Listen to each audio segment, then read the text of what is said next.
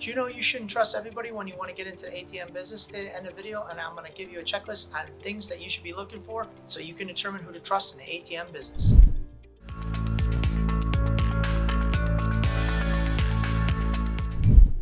Hi, I'm Phil from PDQ Merchant Enterprises and the ATM Mastermind group page, and we help hundreds of aspiring ATM business owners go from 0 ATMs to ATM Business Pro in as little as 30 days. Always remember, here at PDQ Merchant Enterprises and the ATM Mastermind group page, we buy your freedom back one transaction at a time.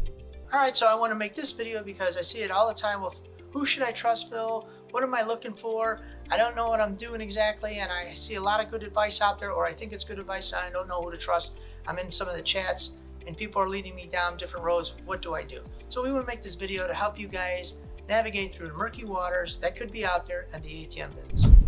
Point number one, what do I look for? This is the number one thing.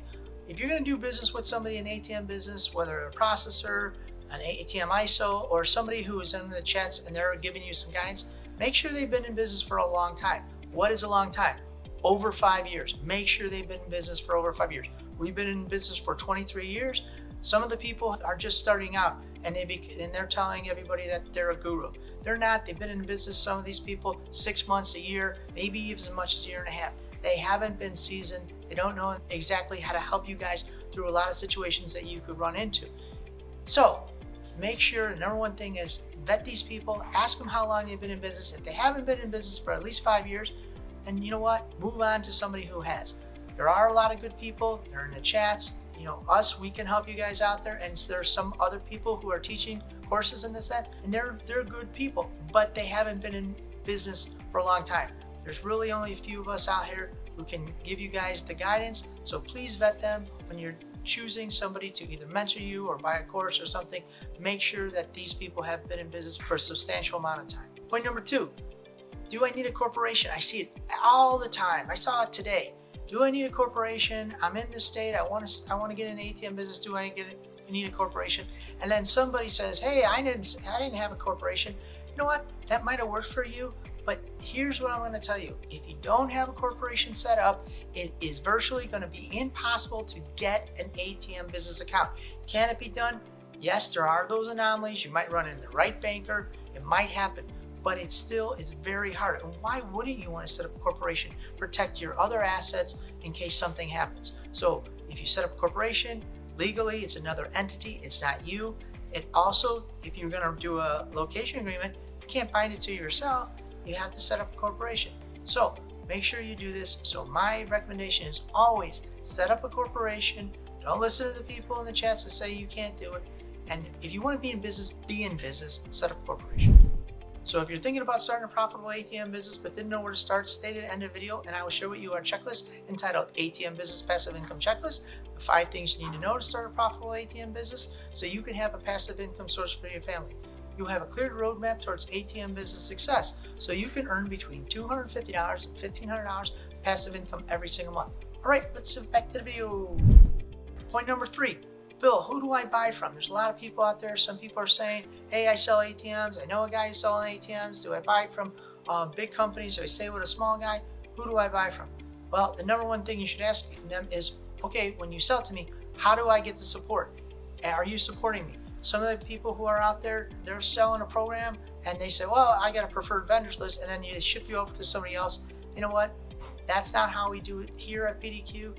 You know what, we're going to sell you an ATM, we're going to stand by it for as long as you're with us, and even a lot of times, even when you leave, you know what, we still help you support because we sell you that equipment, we're going to back it 100% of the time. So make sure whoever you buy an ATM, are they going to support it when long after the sale, or are they just selling to you and then they're hey, goodbye, you're too bad, so sad, you're on your own. So make sure whoever you buy an ATM from, they're going to support it, they're going to stand by it, they're going to help you if the ATM goes down, they're going to help you if the parts wear out, or if in fact something breaks, is it under warranty, are they going to stand by it? Make sure when you choose that person or that company, they stand behind your product, just like you do when you're buying a car or anything like that. Point number 4, do I need a wireless? Hey Phil, I see some of the people are with wireless, I don't know, what is a wireless? Now here, I'm going to define it.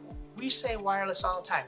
Really what it is a cellular device that goes on the top of your ATM that communicates between your ATM and the processor. we call it a wireless, but really it's a cellular device. Now, do you need that to operate in the ATM world? You do not. Every ATM comes with an Ethernet plug that you can plug into the router and connect into the internet, and it'll get to the processor. But for simplicity reasons, to make it easier on you, what most people are doing is they're putting a cellular device inside their ATM. We call that a wireless again, and that will allow the ATM to communicate to the processor and complete the transaction.